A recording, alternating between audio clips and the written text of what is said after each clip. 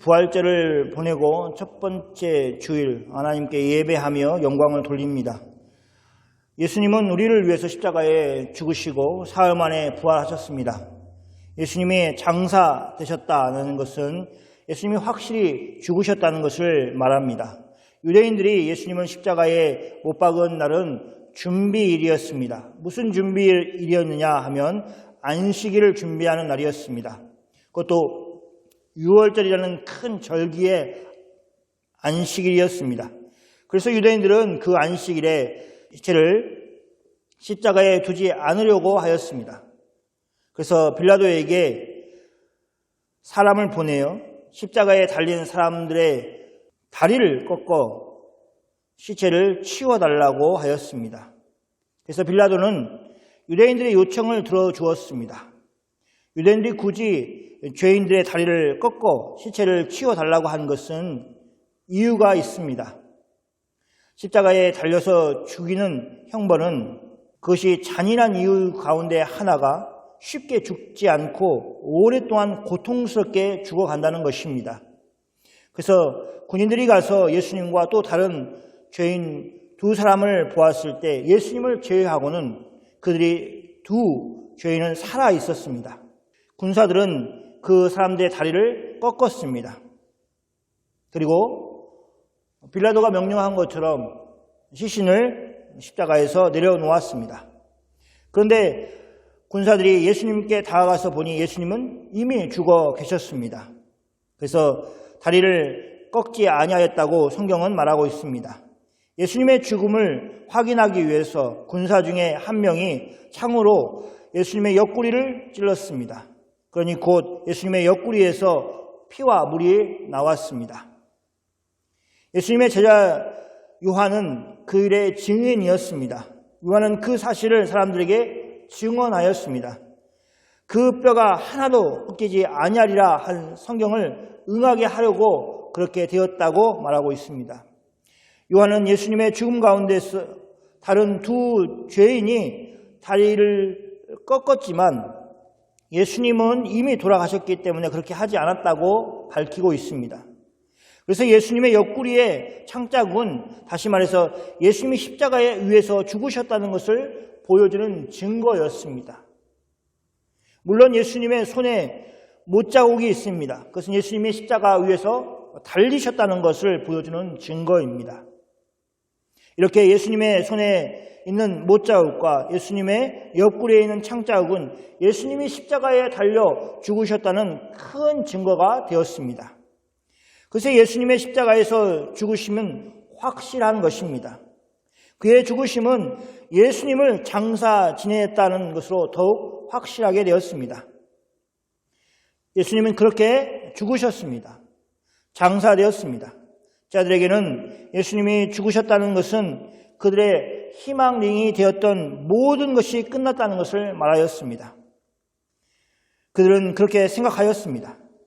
성경은 그 어느 누구도 예수님이 다시 살아나실 것을 기대하고 예수님을 기다리고 있었다고 말하고 있지 않습니다. 그러므로 이 예수님의 부활하심에 대해서 제자들은 아무런 공언이 없습니다. 그것은 전적으로 하나님의 일하심입니다. 하나님의 주권적인 행위로 우리를 구원하시는 일을 온전히 이루신 것입니다. 우리는 우리가 구원받는 그 일에 대해서 온전히 하나님께 그 권한이 있을 뿐이라는 사실을 믿어야 합니다. 그래서 그 일에 대해서 온전히 하나님께만 영광을 돌려야 합니다. 이렇게 예수님이 죽으신 증거에 대해서 이야기를 하는 것은 오늘 본문과 관련이 있기 때문입니다. 그리고 요한은 그 당시 예수님의 부활에 대해서 잘못 생각하는 사람들에 대해서도 그들의 잘못을 지적하는 것이 필요하다고 여겼습니다. 이것은 예수님이 부활하시기에는 했지만 사실은 육체적인 부활을 하신 것이 아니라 영으로 부활했다고 생각하는 사람들이 그런 사람들이었습니다. 그런 사람들을 영지주의자라고 불렀습니다. 그들은 육체는 악하고 또 연약한 것이라고 생각했습니다. 그래서 예수님이 죽으시고 나서 다시 살아나셨을 때 육체를 입으셨을 것이라고 생각하지 않았습니다. 심지어 그들은 더 나아가서 예수님이 실제로 육체가 없는 상태에서 공생애를 보내었다고 주장하였습니다. 그들의 생각은 틀린 것입니다. 우리는 예수님이 우리와 똑같은 육체를 가지고 있었다고 고백합니다.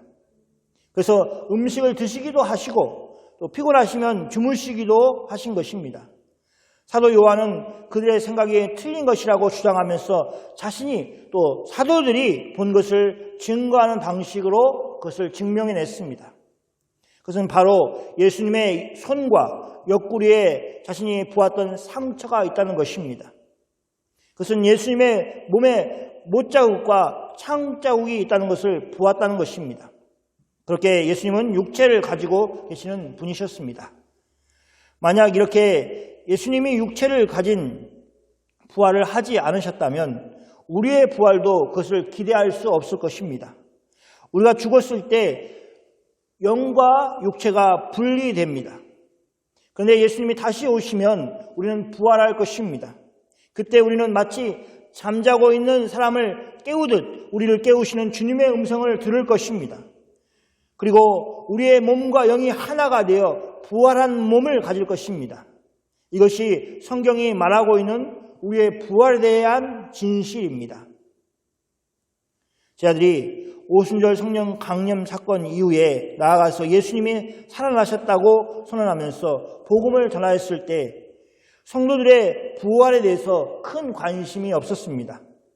그것은 이제 막 예수님을 믿게 된 사람들이 자신들의 죽음에 대해서 또 죽음 이후에 대해서 부활에 대해서 생각하는 것은 하지 못하였기 때문에 그렇습니다.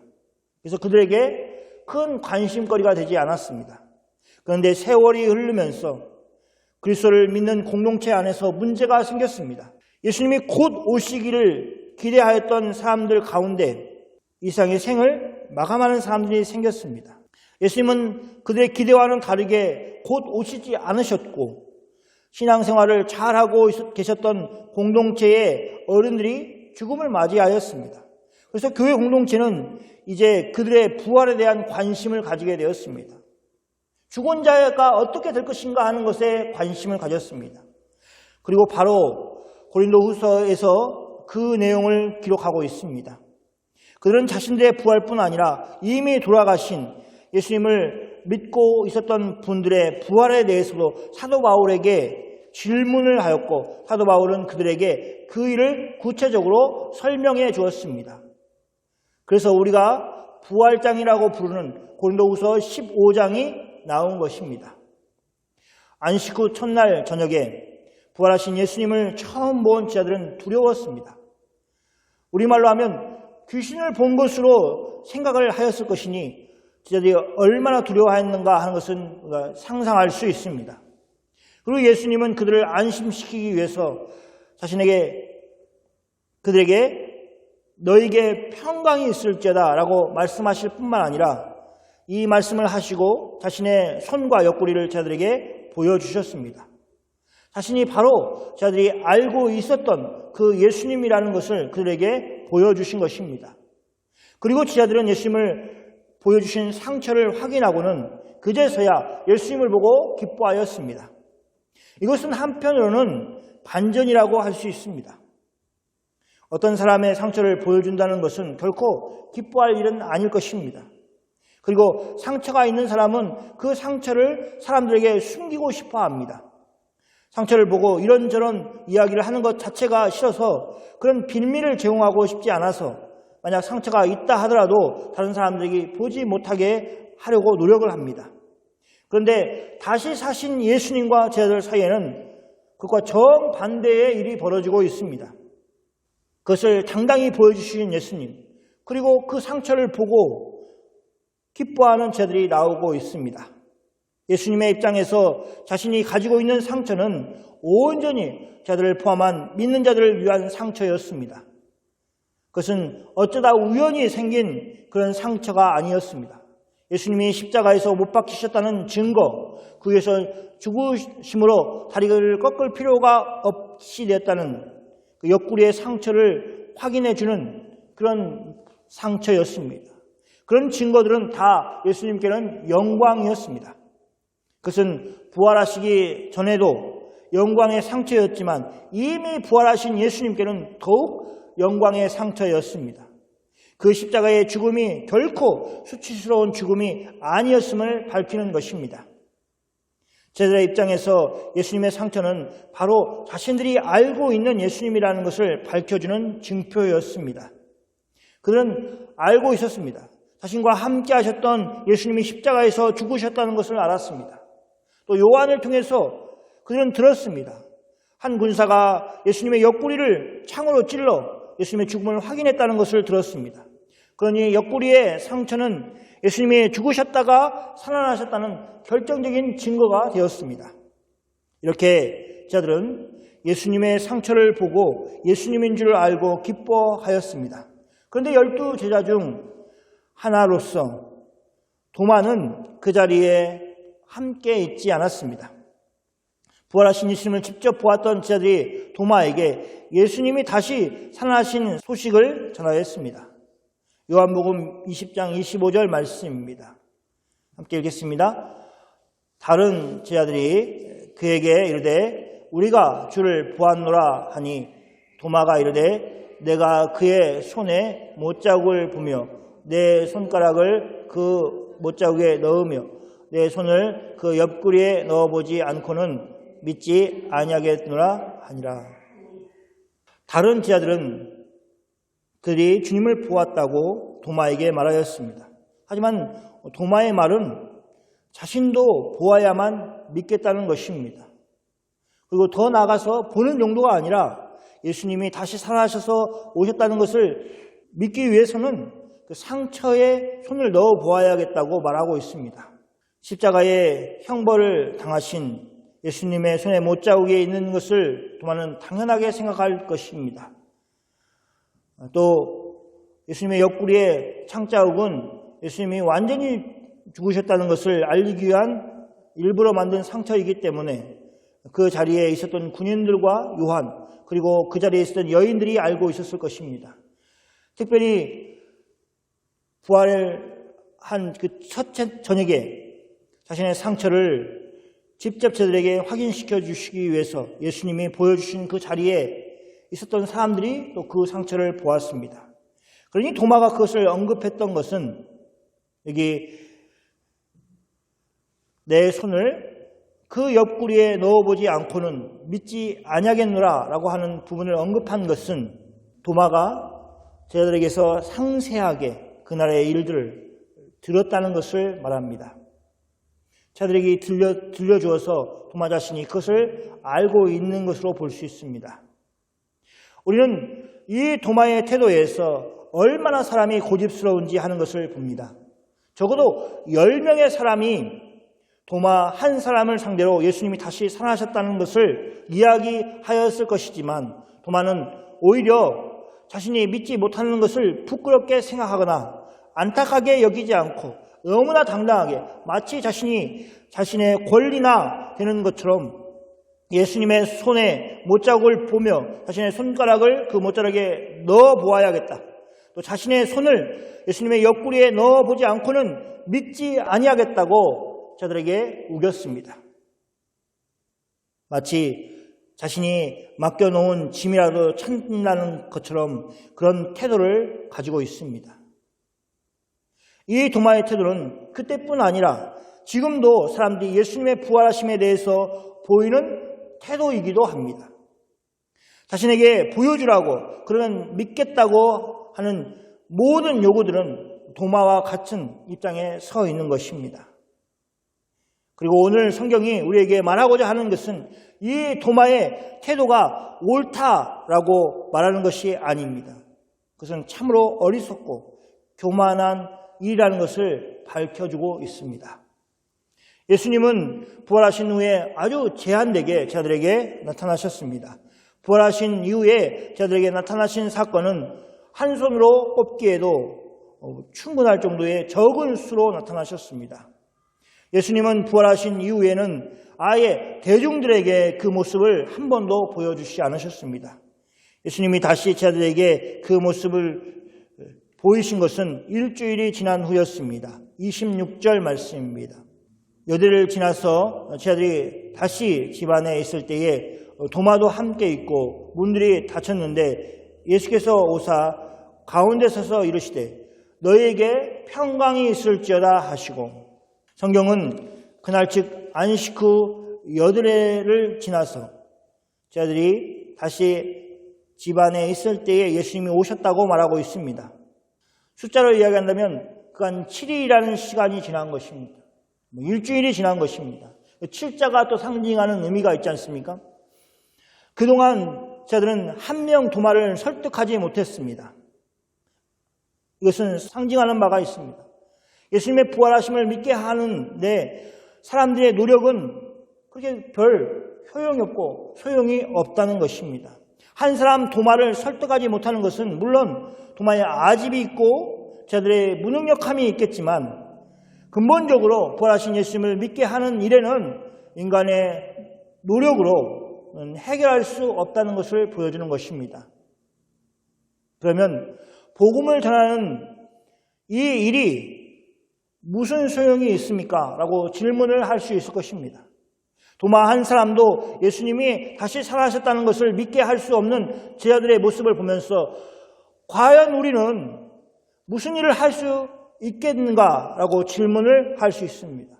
그래서 우리는 복음을 전하는 그 전도의 일을 하면서 우리의 힘으로 그런 놀라운 일이 일어날 수 없다는 것을 늘 인정해야 합니다.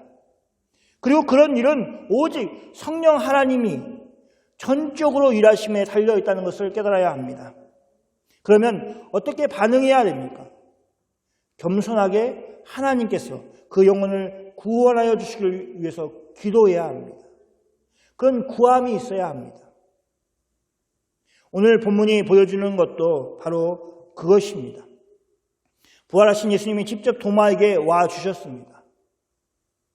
여기 26절에서 너희에게 평강이 있을지어다 라고 예수님이 하신 말씀은 통상적인 유대인들의 인사말입니다. 우리가 잘 지냈어 내지는 식사하셨습니까? 라고 하는 말과 별반 다를 것이 없습니다. 그러면서 동시에 우리는 예수님의 말씀에서 제자들 사이에 평화가 없다는 것을 암시하고 있다는 것을 볼 수 있습니다. 제자들 사이에 더 정확하게는 도마와 제자들 사이에 의견이 일치하지 않고 있습니다. 그들 사이에 의견이 일치하지 않은 것으로 시작해서 감정이 격해졌을 것입니다. 서로에게 좋은 말이 오고 가지 못했을 것입니다. 그래서 그들에게는 평화가 없는 상태에 있는 것입니다. 예수님은 그들에게 너에게 평강이 있을지어다 라고 말씀을 하셨습니다. 이 예수님의 말씀은 예수님이 평화를 가져오시는 유일한 분이심을 선언하는 것입니다. 이제 제자들은 그들 사이에 문제가 아닌 그들에게 오신 예수님을 주목하였습니다. 이제 제자들은 도마를 더 이상 설득할 필요가 없었습니다. 왜냐하면 예수님이 하시는 일이기 때문에 그렇습니다. 도마는 더 이상 자기가 믿지 못하는 것을 제자들에게 항변할 필요가 없었습니다. 왜냐하면 예수님이 오셨기 때문에 그렇습니다. 예수님은 마치 그 자리에서 제자들의 이야기를 듣고 계셨던 것처럼 행동하셨습니다. 그것은 예수님이 바로 모든 제자들에게 말하는 대신에 도마에게 말씀을 하신 것을 통해서 알 수 있습니다. 27절 말씀은 같이 읽겠습니다. 도마에게 이르시되 내 손가락을 이리 내밀어 내 손을 보고 내 손을 내밀어 내 옆구리에 넣어보라. 그리하여 믿는 엄자가 되지 말고 믿는 자가 되라. 예수님은 마치 도마의 요구를 직접 들으신 것처럼 도마가 요구하는 대로 하도록 말씀하셨습니다. 내 손가락을 이리 내밀어 내 손을 보고 내 손을 내밀어 내 옆구리에 넣어보라고 하셨습니다. 다시 한번 예수님은 자신의 상처들을 도마를 위해서 보여주셨습니다. 더 실감나게 얘기하면 예수님은 유대인들의 입는 옷을 입으셨을 것입니다. 겉옷을 입으셨다는 것입니다. 겉옷은 통짜로 되어 있는 옷입니다. 투피스가 아니라는 것입니다. 그러면 옆구리의 상처를 보여주시려면 어떻게 하겠어요? 옷을 걷어 올리셔야겠죠. 그리고 옆구리를 보여주셨을 것입니다. 그 번거로움을 예수님은 기꺼이 하셨다는 것입니다. 믿지 못하고 있는 도마를 위해서 하셨습니다. 여러분, 그거 아십니까? 이 상처는 요한계시록에서 다시 한번 나옵니다. 영광 중에 하늘에 계신 어린 양이 자신의 상처를 보여줍니다. 이 말은 예수님이 그 상처를 계속해서 가지고 계셨다는 것을 말합니다. 그럼 왜 예수님은 그 상처를 계속해서 가지고 계시느냐? 예수님이 그 상처를 계속해서 가지고 계시는 것은 그것이 영광의 상처였기 때문에 그렇습니다. 믿는 자들에게 자신이 바로 십자가에서 죽었다가 사흘 만에 부활한 그 예수님이라는 것을 보여주기 위한 상처였기 때문에 그렇습니다. 그래서 하늘에 계시면서도 여전히 예수님은 그 상처를 자신의 영광으로, 자신의 자랑으로 여기시고 계시는 것입니다. 예수님이 도마에게 자신의 상처를 보여주시고 보라고 손을 넣어보라고 하신 이유가 성경에 분명히 기록되어 있습니다. 그리하여, 거기서부터 한번 같이 읽어볼까요? 그리하여 믿음 없는 자가 되지 말고 믿는 자가 되라. 예수님이 바라시는 것은 이것입니다. 자신의 상처를 보여주기 위해서 겉옷을 걷어 올려서 옆구리까지 걷어 올려야겠죠. 상상을 잘 해보십시오. 그러면 그 상처를 보여주기 위해서 일부러 겉옷을 올릴 그런 수고로움을 하시면서 예수님이 바라시는 것은 믿음 없는 자가 되지 말고 믿는 자가 되기 위해서 그런 것입니다. 예수님이 그렇게 상처를 도마에게 보여주시면서 기대하였던 일이 도마에게 일어났습니다. 이게 참 중요합니다. 예수님이 상처를 보여주셨고 도마는 그 상처를 보고, 성경은 손을 넣는지 안 넣는지 얘기하고 있지 않지만 넣지 않았을 것입니다. 그런데 중요한 것은 도마에게 변화가 일어났다는 것입니다. 28절 말씀입니다. 도마가 같이 하겠습니다. 대답하여 이르되 나의 주님이시요 나의 하나님이십니다. 도마는 즉각적으로 이렇게 말하였습니다. 나의 주님이시요 나의 하나님이시니다. 여기 나의 하나님이시다, 이시니이다 라는 표현은 복음서에서 가장 예수님을 높이 표현한 것입니다. 베드로의 신앙 고백이 있습니다. 베드로는 예수님에 대해서 하나님의 아들이시니이다 라고 표현하였습니다. 이것은 유대인들의 생각하는 개념에서 아버지와 아들이 그 권세에서 동일하기 때문에 간접적으로 예수님을 하나님과 같은 분 내지는 하나님이라는 것을 표현한 것입니다. 그러나 그것은 어디가 아니라 간접적으로 표현한 것입니다. 베드로는 이렇게 간접적으로 표현을 한 것이지만 도마는 직접적으로 나의 하나님이시니다 라고 표현을 하여서 예수님이 하나님이시라고 고백하는 실로 엄청난 또 정확한 신앙 고백을 하고 있습니다. 그가 가장 늦게 예수님의 부활하신 사실을 받아들였지만 그가 가장 최상의 고백을 예수님께 드리고 있는 것이 바로 28절의 내용입니다. 나의 주님이시요 나의 하나님이시니다 라고 하였습니다. 우리에게는 이 말을 들으면서 그렇게 감격스러울지 않을 수 있습니다. 그러나 유대인들은 틀립니다. 왜냐하면 그들은 유일신을 믿습니다. 하나님은 한 분이시라는 것을 믿습니다. 그런데 하나님 아버지뿐만 아니라 아들이신 예수님 자신을 위해서 십자가에 죽으시고 부활하신 그분을 향해서 하나님이라고 고백하는 것은 정말 혁명적인 고백인 것입니다. 도마는 부활하신 예수님을 주님으로 인정하였습니다. 그리고 부활하신 예수님이 하나님이심을 고백했습니다. 그의 고백은 의심하였던 모든 것이 사라지고 그 자리에 믿음이 자리하였다는 것을 보여줍니다. 그의 고백은 그의 아집과 어리석음을 버렸다는 것을 보여줍니다. 예수님은 그런 도마에게 또 제자들에게 말씀하셨습니다. 29절 말씀입니다. 같이 한번 읽어보겠습니다. 예수께서 이르시되 너는 나를 본거로 믿느냐? 보지 못하고 믿는 자들은 복되도다 하시니라. 예수님은 도마에게 너는 나를 본거로 믿느냐? 보지 못하고 믿는 자들이 복되다고 말씀하셨습니다. 이 예수님의 말씀은 시사한 바가 있습니다. 그것은 결론을 지으면서 설명하겠습니다. 오늘 말씀은 누구나 한 번 이상 들었을 예수님이 다시 살아나셨다는 것을 믿지 못하는 도마에 대한 내용입니다. 도마는 예수님의 부활을 믿지 못하는 사람들의 대표와 같은 위치를 차지하고 해마다 부활절 이후에 꼭 그 이름을 거론하였습니다. 우리는 기억해야 됩니다. 예수님의 부활 사실을 믿는 것은 혼자의 힘으로 할 수 있는 것이 아니라는 것을 기억해야 됩니다. 도마도 그것을 혼자 하지 못하였습니다. 물론 저들의 설득도 그렇게 크게 힘을 발휘하지 못하였습니다. 그것을 해결하신 분, 예수님이 오셔서 해결하셨다는 것을 우리는 꼭 기억해야 됩니다. 그래서 여기 보지 못하고 믿는 자들은 복되도다라고 하는 경우에도 동일하게 생각을 해야 합니다. 보지 못하고 믿는 자라고 해서 마치 그 사람의 능력으로 그렇게 되었다고 생각해서는 안 됩니다. 반대로 그들이 복되기 때문에, 즉 하나님이 그들에게 은혜를 주셨기 때문에 그렇게 예수님을 보지 못하고도 믿는 사람이 되었다는 것입니다. 팔복을 해석할 때도 그렇게 해석합니다. 복되도다를 먼저 얘기하고 심령이 가난한 자가 나중에 나오는 것입니다. 이 사건을 통해서 사도들 전부 부활하신 예수님을 보게 되었습니다. 이것은 중요한 것입니다. 만약 사도들 중에 한 사람이 예수님의 부활하는 사건에 대해서 인정하지 않는다면 사도들의 그 말들이 어떻게 되겠습니까? 예수님의 부활의 증인이 되어야 하는 사도들은 당연히 하나와 같이 예수님의 부활을 알리는 증인이 되어야 했습니다.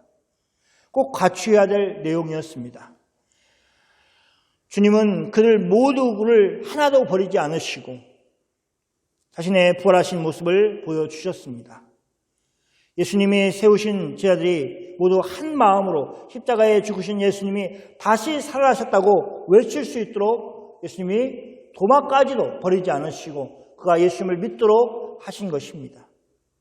이 사건은 초대교회에도 영향을 크게 주었습니다.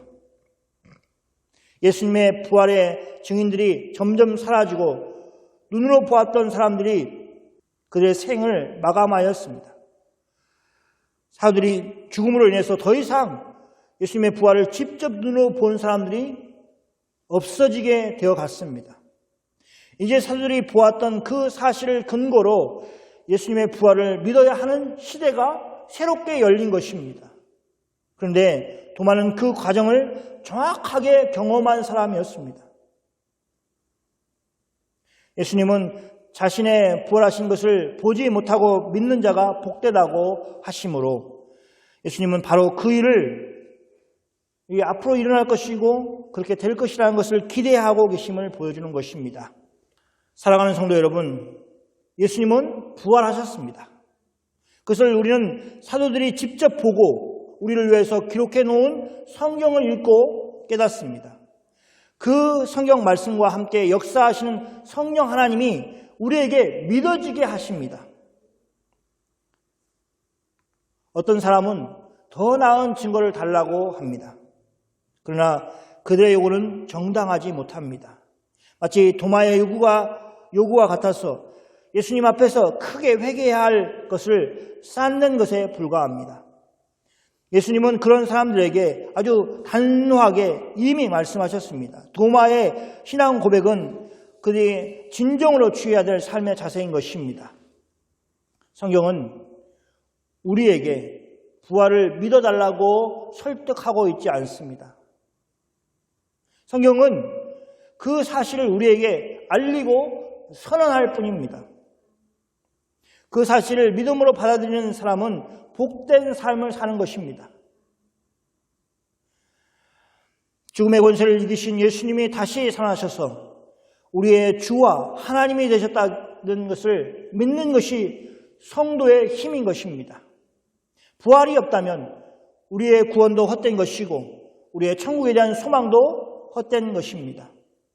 그러므로 우리는 사도들의 증거를 통해서 역사하시는 성령 하나님의 능력을 힘입어 예수님이 부활하셨다는 것을 믿어야 합니다.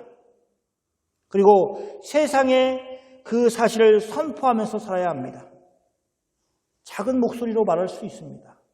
또 크게 말할 수도 있습니다. 그러나 중요한 것은 늘 이 사실을 선포하는 것입니다. 그것은 유일하게 하나님이 우리에게 주신 생명의 길입니다. 이 말씀을 붙들고 사시는 여러분에게 하나님께서 크신 은혜로 함께 하시기를 축원합니다. 아멘. 기도하겠습니다.